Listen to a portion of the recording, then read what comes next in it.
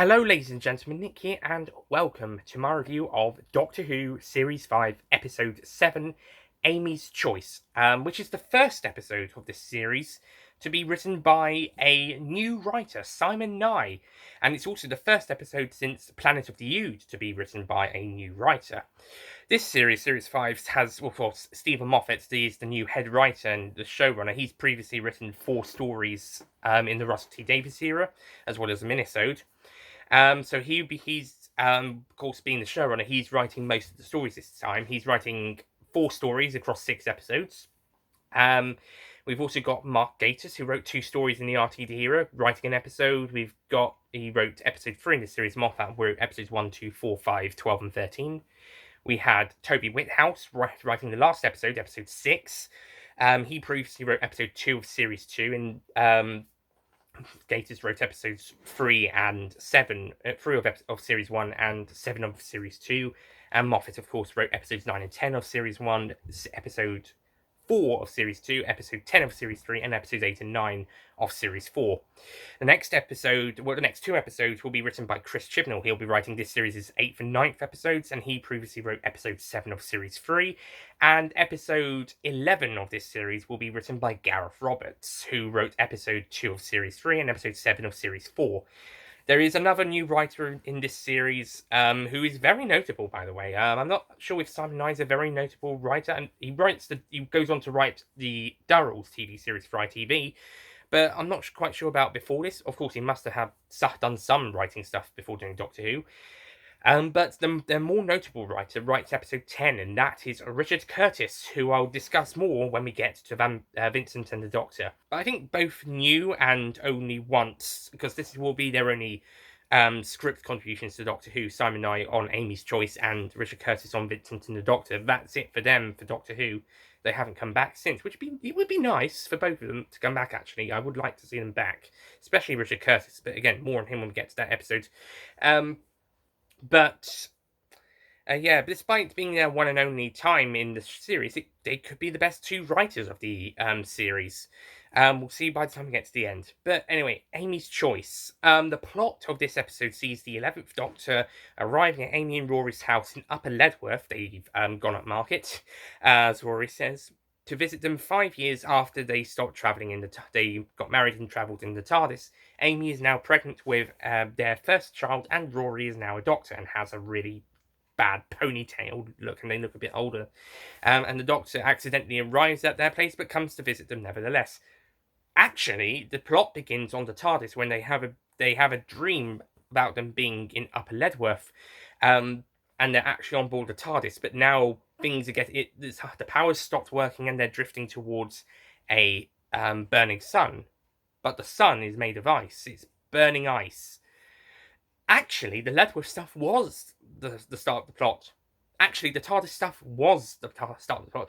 Yeah, the thing in this story is that we've got 2 plots going along at the very same time. The thing is, this this person known as the Dream Lord, who isn't really physically there, he has no physical body, and they have to choose which of the 2 is the dream, whether the Ledworth stuff is the dream or if the TARDIS stuff is the dream. They have to choose which one is the dream, and they have to choose which one is which is reality, and eventually decide which they have a problem in each one. There's some sort of trouble. For the TARDIS one, as I mentioned, it's heading towards a burning sun, but it's a ice burning sun. And in Ledworth, or Upper Ledworth, I should say, these aliens have taken the bodies of some humans who are now really old. They've managed to live a very long time, and they've now started terrorizing the village. So yeah, it took them to now to do this. But I guess because it is the dream.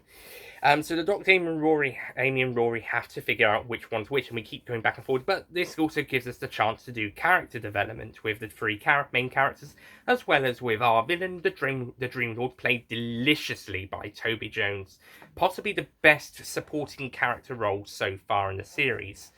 And that's a strong note considering how many great performances these guest casts in this series perform. That being said, as amazing as many of our guest actors are, I think it's the competition is between Toby Jones as the Dream Lord and Toby Curron as Vincent Van Gogh, or between them and Mrs. Winston Churchill. Like I said, there's so many great guest casts in this series. There's usually great guest casts, performers in Doctor Who, at least in the new series, and quite a few notable ones in the classic series, but especially in the new series.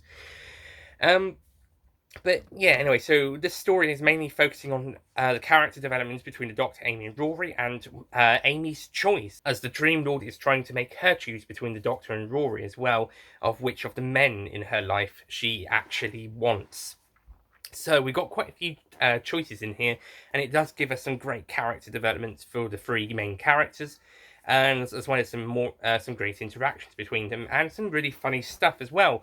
It starts off fairly easy and good, but once the threats get introduced, especially in the Ledworth stuff, things get a bit more serious and a bit more scary. Ooh, yes, this is quite an exciting episode once the threat gets a bit more involved, but the stuff before that is also really good. So Amy's Choice is a really great episode with some really great stuff, and the decisions they have to choose between them, with a great villain and some pretty dastardly threats for these two plots that they have to deal with. I mean, it doesn't have to be anything major at the moment. In fact, they're actually, well, the kind of small scale that get bigger, to be honest. On the surface, they're small scale threats, but the more they're around, the bigger they get. So yeah, no slotting around. Like I said with Vampires of Venice, no time to be messing around. We got to get stuff going. This is quite serious underneath everything, and I think that's the charm of Amy's Choice. It's a serious story, but it has levity, and it's a character focused story. It's really great for that. It's great to have an episode like this where we just stop and pause midway through the series for character growth and character interactions. Rory's only just properly been joined the TARDIS in the last episode, and after kind of becoming all buddyish with the Doctor, like, yay, I'm your next best friend after Amy. I'm your next best friend at this point in time of your travels. And I think after that, I mean, maybe we could have another adventure between the Doctor, Amy, and Rory before this, and then maybe another one afterwards before the Hungry Earth and Cold Blood.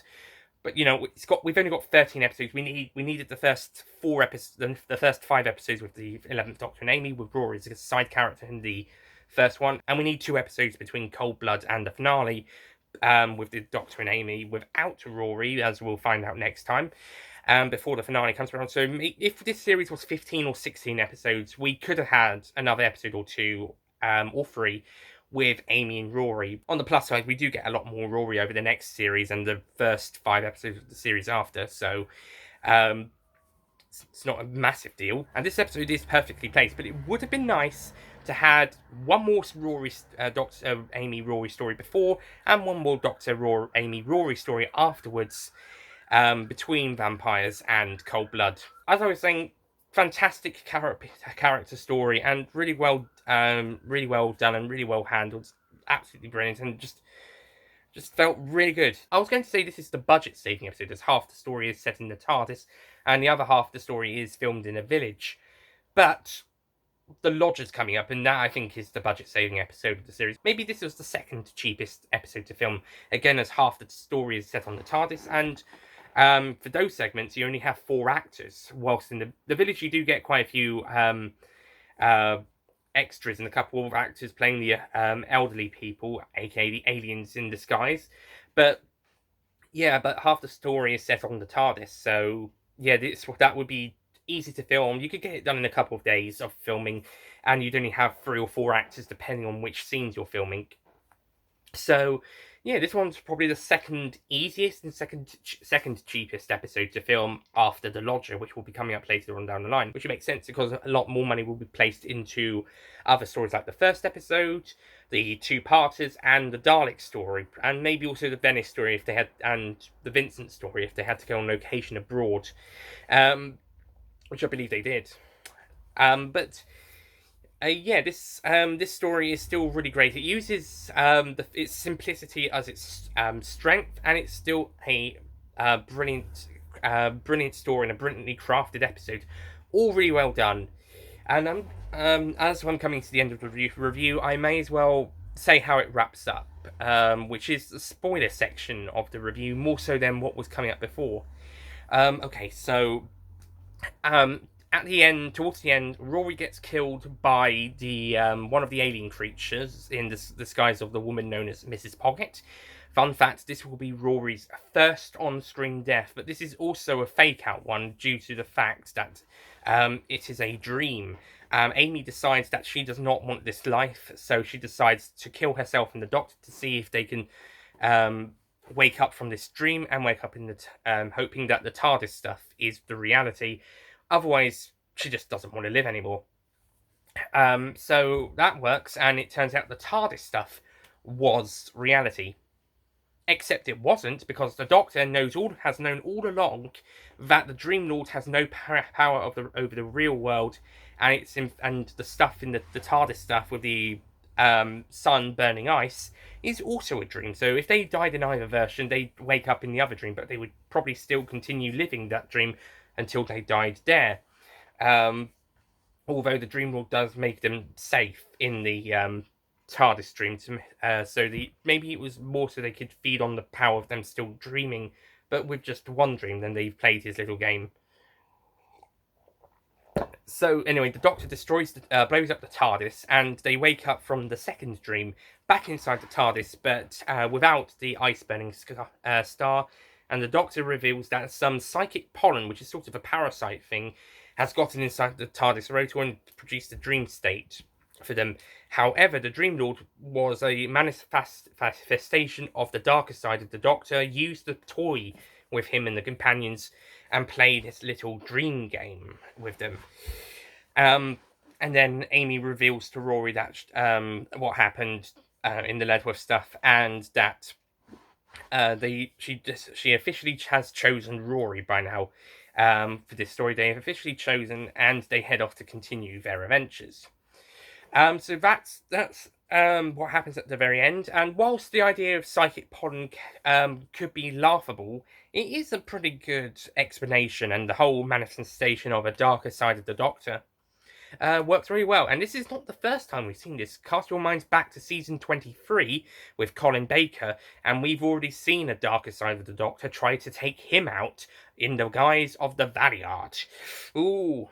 And he is an even more dangerous, darker side of the Doctor, as he could physically have happened. The Valiant is an amalgamation of the Doctor's dark side between his 12th and final incarnations. Although after this era, that could mean sometime between the second regeneration of David Tennant in Journey's End through to the end of time, through to whoever is the final incarnation of the Doctor we see on screen. So, yeah, not necessarily the 12th and 13th Doctors, which would be David Tennant the second into Matt Smith, but more any time after David Tennant, really. So we'll see. Whether the Valiant will pop up again, we'll see. At the moment he's been restricted to the Sixth Doctor's era, even in expanded media. But you never know, he might come back. He might be a villain in the 60th anniversary. To quote the curator in The Day of the Doctor, who knows? And the same could be said for the Dream Lord. If any psychic pollen got back, or any other sort of dreamlike projection came around again, the Dream Lord could always make another return. And I think he is popular enough to be warranted a return by fans and audiences. So you never know. And Toby Jones is a well-known and respected actor, so it might be interesting. It depends on what the writers decide to do. I don't know if Amy's Choice is that well-remembered story.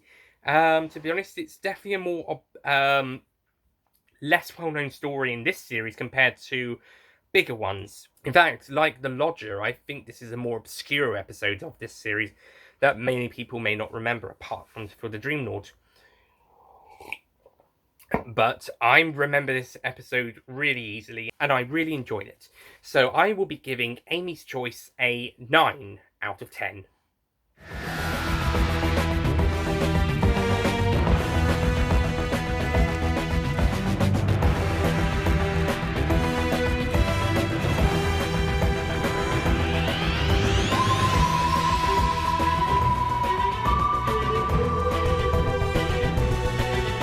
A very strong episode with some great character development and some great character beats and moments. A great villain, some pretty dastardly threats as well in the two dream segments, and some really great stuff throughout the story. It's a great story. I don't know if it quite makes a 10 out of 10, but it's certainly a very strong contender, like with Vampires of Venice. So that's it from my review of this story. Next time, we will be jumping into the second two-parter of the series with episodes 8 and 9 of Series 5, and which will be the 7th story. Yeah, the 7th story, as this is the 6th story, due to episodes 4 and 5 being a two-parter. So we'll be jumping into the 7th story, the 8th and 9th episodes, with the Hungry Earth and Cold Blood, written by current, at time of recording, showrunner Chris Chibnall, who, when this story was being written and made, was his first returning script for Doctor Who since his first episode in Series 3. And it's going to be the first story to see the return of a classic monster that we haven't seen since season 21. I am, of course, talking about the Tractators from Frontios.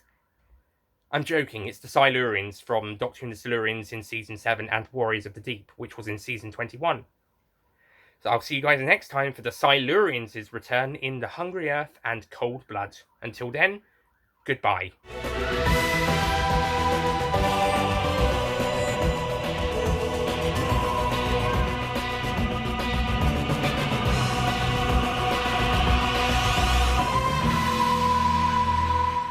Don't forget to click below to subscribe to the official Nicholas Payne Retro YouTube channel.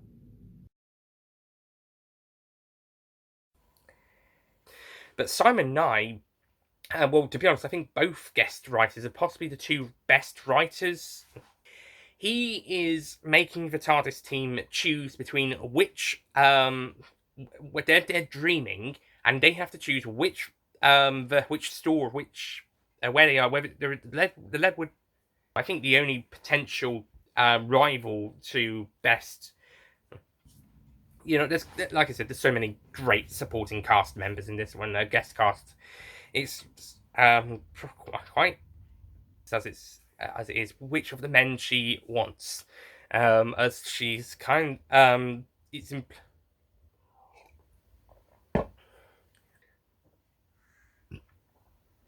Excuse me.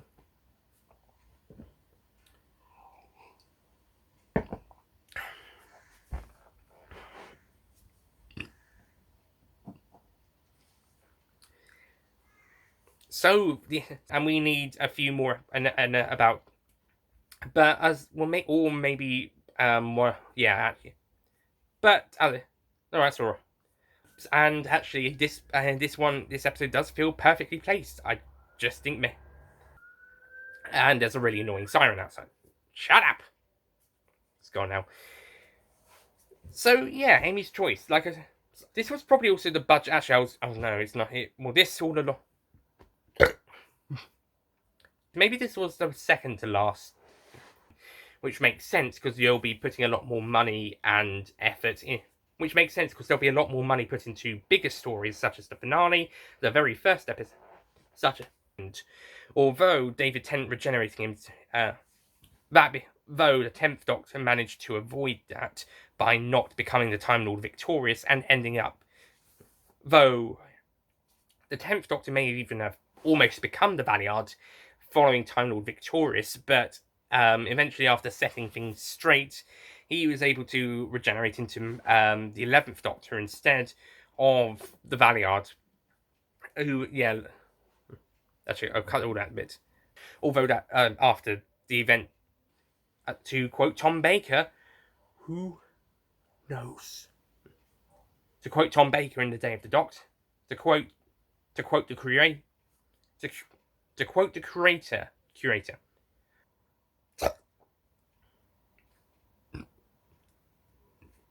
and really well, and I thoroughly enjoyed it. Well, who returns from his script in Series 3 for this story, when it was being... I am, of course, talking about the